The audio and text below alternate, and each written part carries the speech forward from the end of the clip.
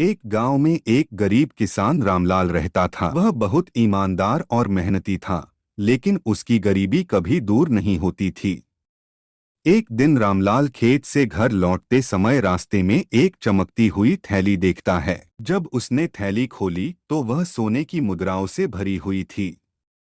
उसकी आंखें चमक उठीं, क्योंकि अब उसकी गरीबी खत्म हो सकती थी। रामलाल ने सोचा, यह धन मेरा जीवन बदल सकता है। मुझे इसे अपने घर ले जाकर अपनी समस्याओं का समाधान करना चाहिए।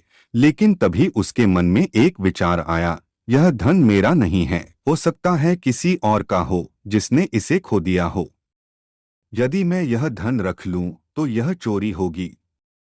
रामलाल अपने घर नहीं गया, बल्कि वह उसी स्थान पर खड़ा होकर सोचने लगा कि क्या करना चाहिए।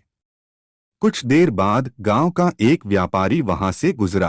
व्यापारी का चेहरा चिंतित और उदास था। उसने रामलाल से पूछा, भाई, क्या तुमने यहाँ कोई थैली देखी है? मैंने अपनी सोने की मुद्राओं से भरी थैली खो दी है। अगर मुझे वह नहीं मिली तो मेरा सब कुछ चला जाएगा।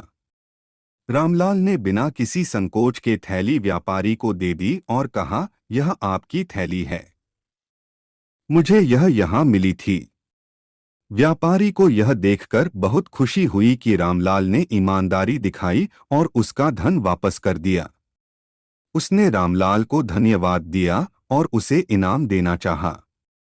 लेकिन रामलाल ने कहा, मैंने कोई बड़ा काम नहीं किया। यह आपका धन था और मैंने सिर्फ उसे वापस किया है। ईमानदारी का इनाम मुझे खुद अपने मन की शांति में मिल चुका है। व्यापारी ने रामलाल की ईमानदारी से प्रभावित होकर उसकी मदद करने का निश्चय किया।